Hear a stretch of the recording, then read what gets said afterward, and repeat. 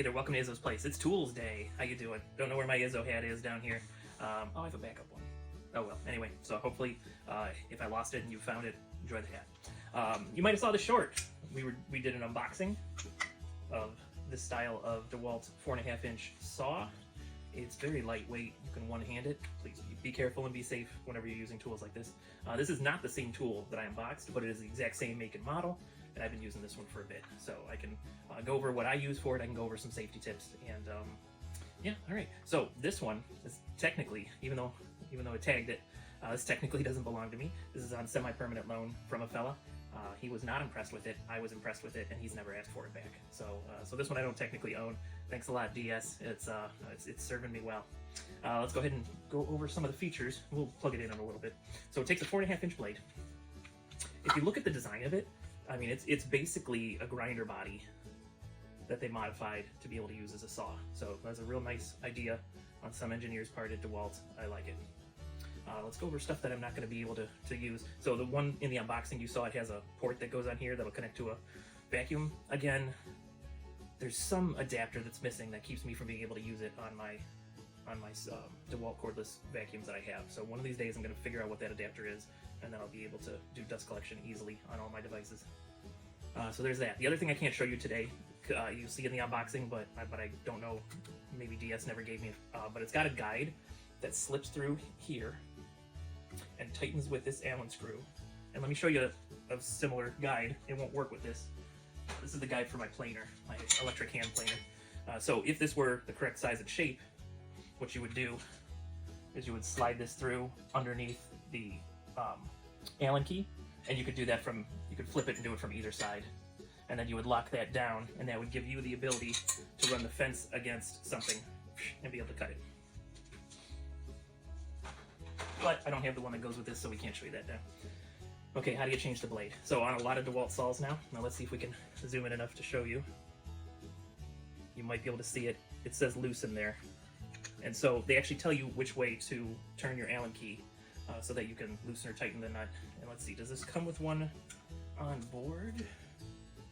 I think it had an Allen key, and it appears that I've lost it. So next time I have to change this, I'll have to get a new Allen key, and I'll try to find one that fits in that slot. So normally it comes with an Allen key, and this one I have apparently lost it, or else DS lost it. You know, shout out to DS, he gave me the tool, I can't really complain.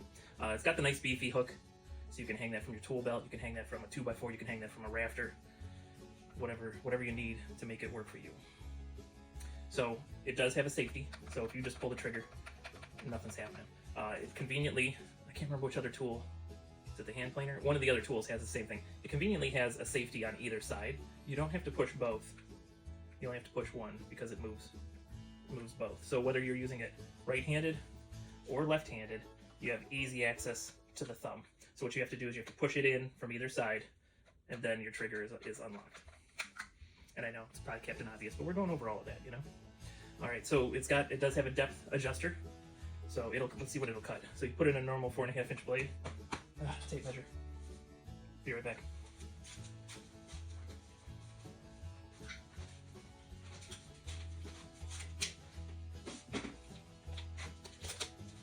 Okay, so let's see what we can cut with this blade.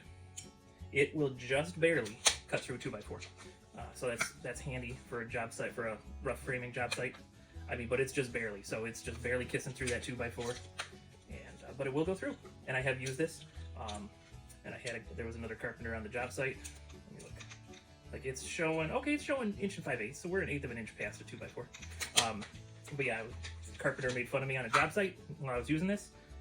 Finished what I was cutting, went back inside for a little bit, came back out, found him using my saw. So, you know, whatever. Despite his words, he obviously was impressed or desperate. Either way, I win. So it's set at 1 5/8 right now. So you just do that to unlock it. Locked, unlocked, and then this will slide much like any other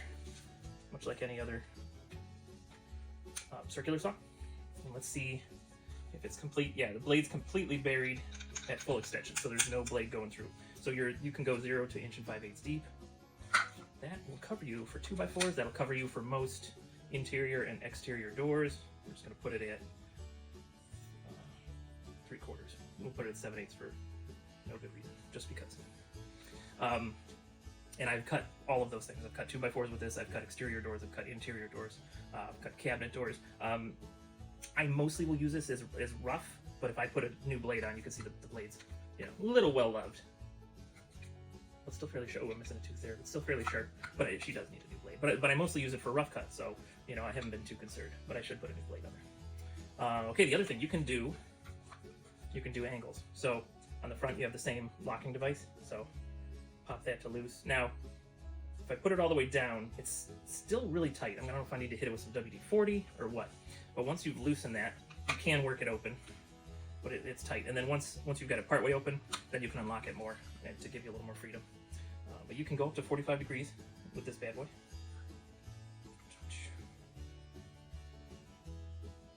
In case you need such a thing. Again, I don't know if I would use this for a finish 45, but definitely rough 45, no issues there. And yeah, I think I rarely ever use the angle feature. I think I need to hit this puppy with some WD-40. Maybe adjust where that lock goes. Oh, you know what I told you about loosening the nut, that it actually gives you the direction of how you want to do that. Also, when you're putting in your new blade, that arrow goes in the direction that the teeth should go. But anyway, in order to lock the blade, here is your blade lock. So you would do that. Remember, we're still battery out. Do that, and then rotate the blade. Oh, by a chance, that's exactly where it needed to be. So lock the blade by pushing that in while it's engaged. Then you can put your Allen key in here, or actually, I don't have to find an Allen key if I don't want. I could get a nut driver, pop that thing right out. But yeah, let's see. Sorry, the lighting's not great here. Let me find the loosen in that direction. So loosen in the direction the teeth are pointing. Tighten against the teeth. That's how you would do that. Like most electric tools, I'm going to slip a battery in real quick and just give it a quick run for 2 seconds. Not going to worry about hearing protection, plus I got a thing in one ear anyway. We're not going to be really cutting. The electric stuff's always just a little quieter than the corded stuff, which is nice. But anyway, so battery's in, so now we want to be careful. So push in the safety. That's the two things I like about the electric stuff. You know, even far and above not having cords, because I'll trip on a cord and pull a tool off a bench in a heartbeat. But I like how quiet they are in comparison, and I like how quickly they stop with a cordless tool. So that's really all I have to show you on this DeWalt 20-volt brushless 4.5-inch circular saw. I personally find it very, very handy. You know what? I will look up what the cost is and put it here, because I forgot to do that. I do that with the whiskey. I need to remember to do that with the tools. Let you know how much these things cost and if they're worth it. This is a well-loved saw, so I think it's worth it. I think it was one of the ones that was worth having. One in my northern tool set and one in my southern tool set. So if you have any questions, please put them in the comments. If you have a similar saw of any make and model, let me know how you enjoy it and what you use it for. And that'll conclude today's Toolsday. So if you're working, please work safely. If you're drinking whiskey, please drink responsibly. If you're doing it with whimsy, you're going to have a good time. All right, I'll see you next time you're hanging out at Izzo's place.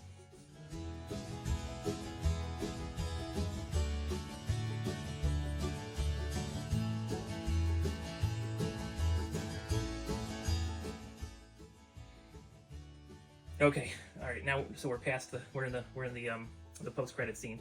So they don't look great. What do you guys think about my mutton chops in training? Granted, they need to be a little fuller, but Mrs. Izzo has been laughing all morning ever since I shaved all this after our little mini vacation. So let me know what you think. I look like a hillbilly Wolverine. No offense to hillbillies. I have plenty of hillbillies and that are friends and family. And hillbilly to me is a term of respect, not of mockery. Except I was just mocking the way I looked, so never mind. Maybe I'll edit this part out. Nah, I'll leave it in, because I don't care what you think about him. Izzo just wants to entertain. Alright, have a good time. Later.